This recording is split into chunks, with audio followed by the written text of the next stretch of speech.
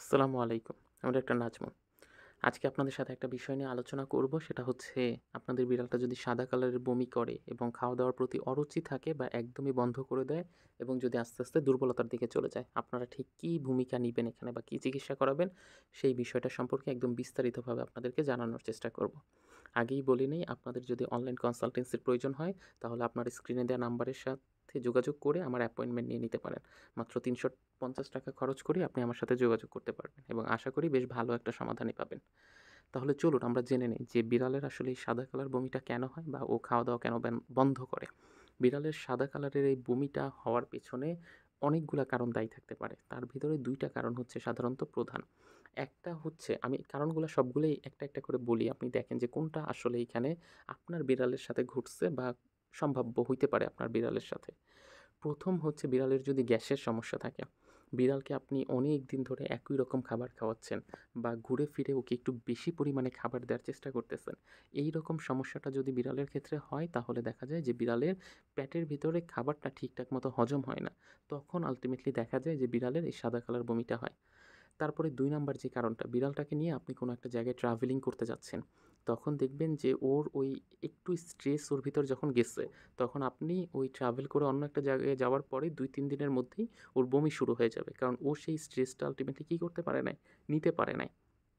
৩ নম্বরের যে পয়েন্টটা আসছে, বিড়ালের পেটে যদি অতিরিক্ত পরিমাণে কৃমি হয়, তখনও কিন্তু বিড়াল আল্টিমেটলি এই সাদা কালারের বমি করে। তখন সাদা কালারের বমির সাথে একটু অন্য কালারের বমিও হইতে পারে।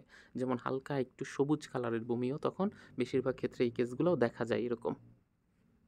তারপরে হচ্ছে, বিড়ালের যদি মাথায় কোনো কারণে আঘাত লাগে, তো ওই আঘাতের কারণেও ওর দেখা যায় যে একটা সাময়িক সময়ের জন্য বমি হয়। এছাড়াও ধরেন যে বাসায় কোনো বিষাক্ত তেলাপোকা বা ইঁদুর এগুলা খাইছে, তখনও কিন্তু ওর আল্টিমেটলি বমি হবার সম্ভাবনা আছে।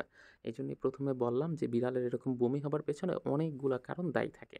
কিন্তু ধরেন আপনি এইটুক সিওর যে বিড়ালের মাথায় কোনো আঘাত লাগে নাই। আপনি এইটা ওকে নিয়ে কোথাও ট্রাভেল করেন নাই, এইটুক সিওর। তারপরে হচ্ছে যে ও আল্টিমেটলি খুবই নরমাল ছিল আগে। এই বিষয়গুলা যদি থাকে, মানে এই বিষয়গুলা সম্পর্কে আপনি যদি নিশ্চিত থাকেন, তাহলে ২ টা কারণে হচ্ছে বিড়ালের এই সাদা বমি হইতে পারে। একটা হচ্ছে ওর গ্যাসের সমস্যার জন্য, আরেকটা হচ্ছে ওর পেটে অতিরিক্ত পরিমাণ কৃমি জমা হবার জন্য এই সমস্যাগুলা ফর্ম করছে। এখন আপনার এই ক্ষেত্রে করণীয় কী? ১ম অবস্থায় আপনাকে এইটুকু এনশিওর করতে হবে যে বিড়াল কোনো বিষাক্ত তেলাপোকা বা ইঁদুর এ জাতীয় কিছু খায় নাই। আপনি এ জাতীয় কিছু দেখেন নাই। তাহলে কি, বিড়ালের আল্টিমেটলি গ্যাসের একটা সমস্যা হইছে, বদহজমজনিত যেই সমস্যা। একদম ১ম এই বাসায় যেকোনো মেডিসিন দেওয়ার আগে আপনি করবেন কি, ওকে একটু চালতা পাতার রস খাওয়ায় দেখতে পারেন। একটু আদার রস খাওয়ায় দেখতে পারেন। একটু দূর্বা ঘাসের রস খাওয়ায় দেখতে পারেন। একটু টক দই খাওয়ায় দেখতে পারেন। এই বিষয়গুলা হচ্ছে প্রাইমারি স্টেজে আপনি বাসায় করতে পারেন। যদি দেখেন এই বিষয়গুলা করানোর পরে বিড়ালের বমি ভালো হয়ে গেছে এবং বিড়াল আস্তে, আস্তে খাবারের দিকে আবার ব্যাক করতেছে, তাহলে এইটা মূলত গ্যাসের সমস্যার জন্যই হইছিল এবং সেটা ভালো হয়ে গেছে। গ্যাসের সমস্যা যদি অতিরিক্ত পরিমাণে হয়, তখন দেখা যায় এই ৪ টা জিনিস দেয়ার পরেও ওর ওই বমিটা বন্ধ হয় না। তখন আপনাকে কি করতে হয়? বমি বন্ধ করার একটা ঔষুধও দিতে হয়। সাথে করে গ্যাসের জন্য আল্টিমেটলি একটা ওষুধ দিতে হয়। এই ২ টা ওষুধের কম্বিনেশন ফর্মে তারপরে গিয়ে আস্তে, আস্তে বমিটা বন্ধ হয় এবং খাবার-দাবারও আস্তে, আস্তে অল্প, অল্প করে খাওয়া শুরু করে। কিন্তু এখানে একটা কথা আছে। আপনি যদি এইটুক সিওর থাকেন যে গত ৩ মাসের মধ্যে আপনার বিড়ালটাকে কোনো কৃমির ঔষধ দেয়া হয়নি, তাহলে কিন্তু বেশিরভাগ ক্ষেত্রে এই কৃমির জন্যই আল্টিমেটলি এই সাদা কালার বমিটা করতেছে। এইটুকু আপনি সিওর থাকতে পারেন। এখন তাহলে আমাদেরকে কি করতে হবে? এখানে তো বমিও হচ্ছে, আবার ওইদিকে কৃমিও আসছে ওর পেটে। ১ম এ আপনি ওকে বমি বন্ধ করার মেডিসিনটা দিলেন, ওর বমিটা একটু বন্ধ হইল এবং এই টাইমে ওকে খুব ভারী বা শক্ত খাবার দিবেন না। কারণ শক্ত খাবারগুলা এই টাইমে হজম করতে পারে না। পেটের ভিতরেও তো একটা কৃমি আছে। কৃমিগুলার জন্য শক্ত খাবারটা সেইভাবে ইয়া হয় না, যার কারণে ওইটা হচ্ছে বের করে দিতে চেষ্টা করে। আপনি করবেন কি, ওকে এই টাইমে একটু তরল জাতীয় যে খাবারগুলো আছে, চিকেনের স্টক আছে বা এই জাতীয় আনুষঙ্গিক যেই তরল লিকুইড খাবারগুলা ওকে দিলে ও দেখবেন যে এটা খাইতেছে এবং এই ক্ষেত্রে ওর বমি করার সম্ভাবনা অনেকাংশেই কমে যাচ্ছে। যখন এই খাবারটা আল্টিমেটলি ও ২ থেকে ৩ বেলা খাইছে এবং কোনো বমি করে নাই, তারপরেই আপনি ওকে কি করতে পারেন? ওকে ওই কৃমির ওষুধটা সাথে পাশাপাশি দিতে পারেন। এখন কৃমির ওষুধ দেওয়ার বেলা আপনাকে খুব সাবধানে থাকতে হবে। কৃমির ডোজ যেন ক্যালকুলেট করার ক্ষেত্রে কোনো ভুল না হয়।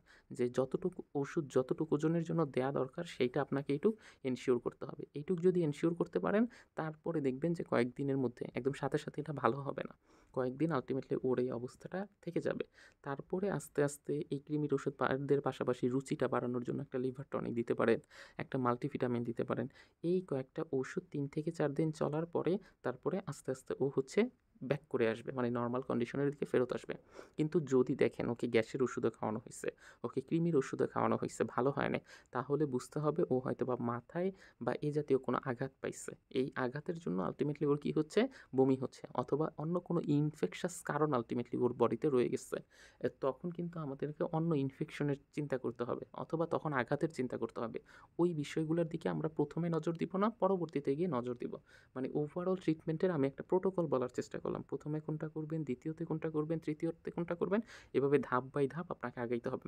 ১ম এই গিয়ে ওকে অ্যান্টিবায়োটিক ব্যবহার করা যাবে না। ১ম এই গিয়ে ওকে মাথার ওই ট্রিটমেন্ট করানো যাবে না। এভাবে ধাপ বাই ধাপ যদি আপনি করতে থাকেন, তাহলে দেখবেন যে আপনার যেকোনো একটা ধাপে গিয়ে আপনার হচ্ছে এই বিড়ালটা সুস্থ হয়ে উঠতেছে। তো এই ছিল আমাদের আজকের ভিডিও। আশা করি আপনার ভিডিওটা ভালো লেগেছে এবং বুঝতে পেরেছেন। আপনাদের যদি জানার কিছু থাকে স্ক্রিনে দেওয়া নাম্বারে আমার সাথে যোগাযোগ করে নিতে পারেন। ধন্যবাদ সবাইকে।